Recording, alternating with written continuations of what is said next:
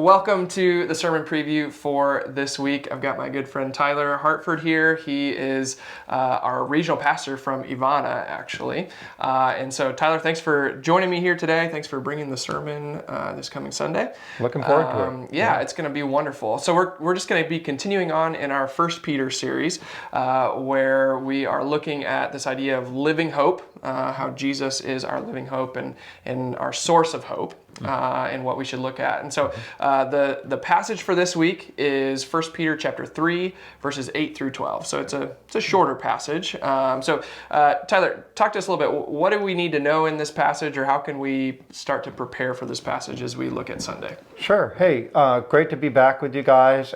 One of the things I think about when I hear first the sermon series on living hope is I have a little pet peeve sometimes when I see a sign in a home that says hope, joy, and love, and particularly in homes where maybe somebody isn't a believer.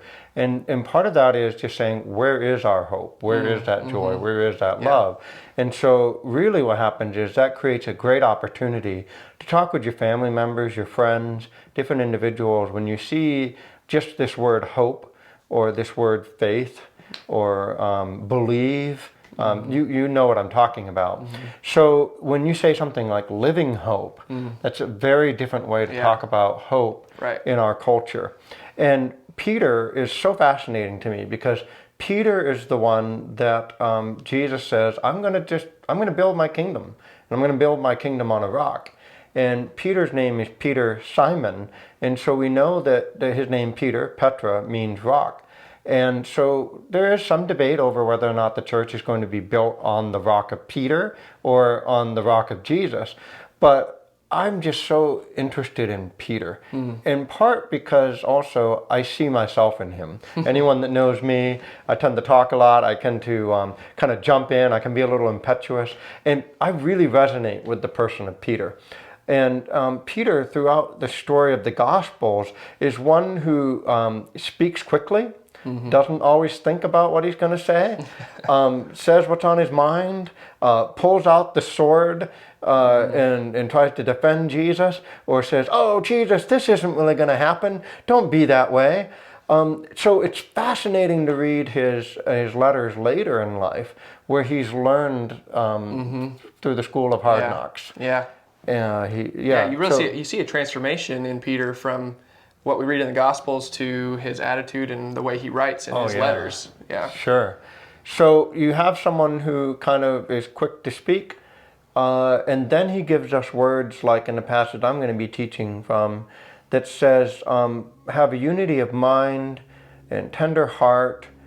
Don't repay evil for evil. You have to read the whole passage because I'm not doing all of it. But he says that, keep your tongue from evil. Keep your lips from speaking deceit. And even further on in the passage, is not what we're reading. He says, be ready for the reason of the hope. Give a reason for the hope that you have in your heart. And so instead, be slow to speak in some ways, but then quick to speak about the hope that you have in your heart. So I'm excited about wrestling with this passage through the lens of what he learned, what we're learning.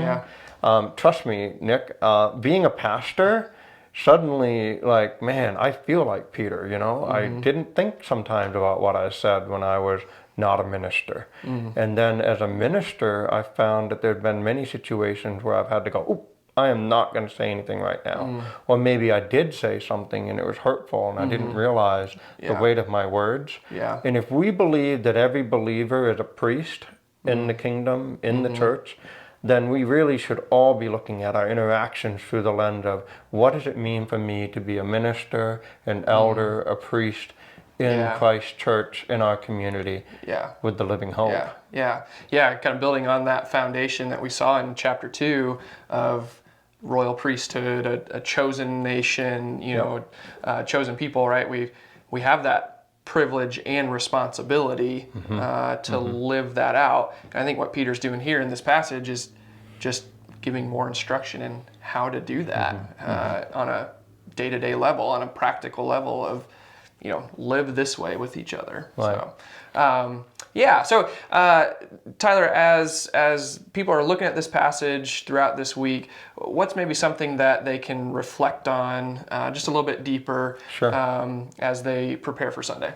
I think one thing you could do maybe each day as you prepare for Sunday, when you get ready to head to bed, and even like if you're married or if you're interacting with your parents or other friends, just ask the question in your mind or of somebody who is close to you, is there some place that I said something that was maybe misunderstood or hurt you or need more clarification? I think if you don't resonate with being impetuous and saying something quickly, you may still say something in your mind, or you may still do something through your actions. Like, I don't think anybody escapes the words of this passage. So if there's just maybe each night, just take a little record of it. Put it in your phone, write it down off to the side of your bedstand, and on Sunday maybe we'll wrestle a little bit about what it is that God revealed to us through that. Yeah. Good. Well, great. Hey, Tyler, I'm excited for this Sunday. I hope you are as well. I am too. It's going to be a good time. So we'll see you there, 9:15. Take care. Be blessed.